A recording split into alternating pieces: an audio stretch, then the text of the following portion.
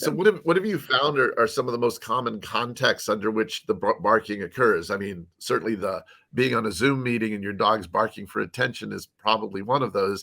Are there other common or popular situations that tend to come up that people want your help with?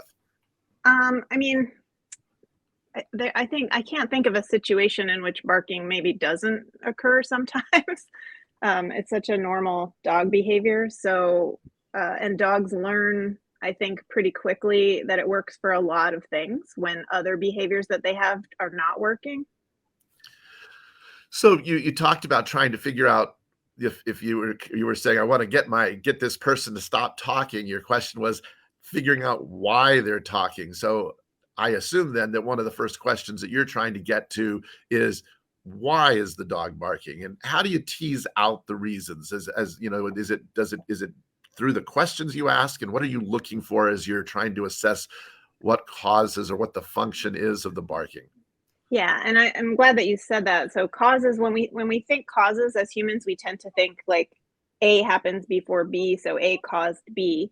But a lot of times it's what happens after the dog barks that is going to cause future barking to increase. Um, so I don't know, some interesting ones. I mean, sometimes it seems pretty obvious, like the the mailman makes a banging sound on your porch and the dog barks and the mailman goes away, and that's all that ever happens with the Right, mailman. And so there's probably an element of startle in there too, but I think right. once the dog barks because there's out of a startled, you know, response, then they learn that the sound goes away. But some interesting cases that I was thinking, like an interesting case I had last summer was where every time I sat down to work on my computer, I was dog sitting for someone in Maine. And every time I sat down to work on my computer, one of the dogs would go around and bark out the windows. And this dog did bark at things that were going by, but a lot of these times there was nothing going by. And so I just observed for a while, and the dog would sort of bark out the windows and then kind of look over at me. And so that gave me a little bit of a clue about maybe it's something that the owner, the caregiver was doing that, or maybe something I had been doing that made the dog expect that if they barked out the window, something would happen. And so I wasn't there as a trainer, but I communicated with the dog's caregiver a bit and found out that often what she would do to sort of put the kibosh on that while she was working is get up and play with them for a while. And he also, and this is where the bigger context comes in, he had restricted access to toys because he had a history of, if left alone with toys, he would ingest big pieces of them and had surgery. So he was sort of he had limited access to toys. And I think had found that doing this behavior pretty quickly got somebody to get up and get him something to do.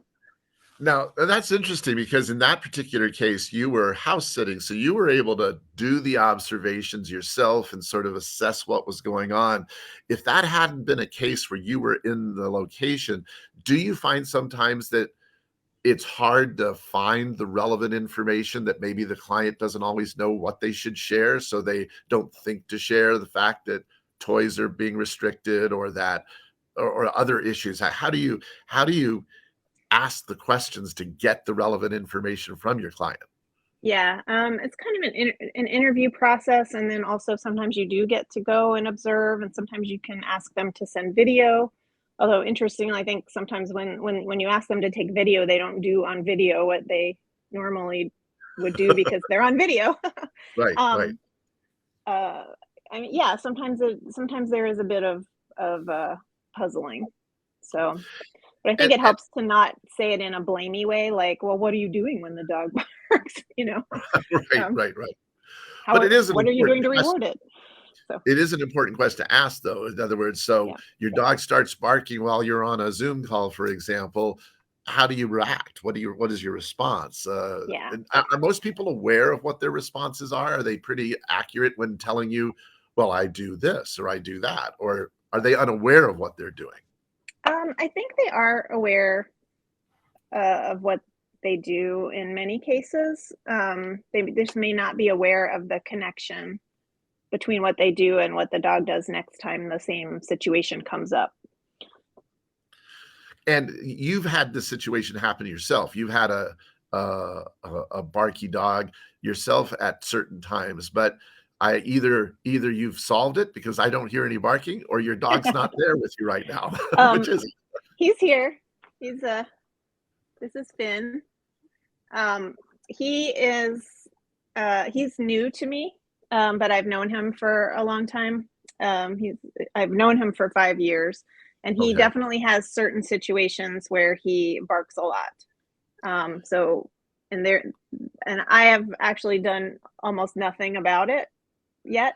Uh-huh. um, because I think this is the case with a lot of dog trainers. Like, dog behavior just doesn't bother me that much, and when I get home, I'm tired, and the barking lasts for like 2 seconds, and then it's over. So, but today I will demonstrate what I plan to do and what I would might help a client do with the type of barking he does, which is often a situation where I might be able to tell you what the antecedent is.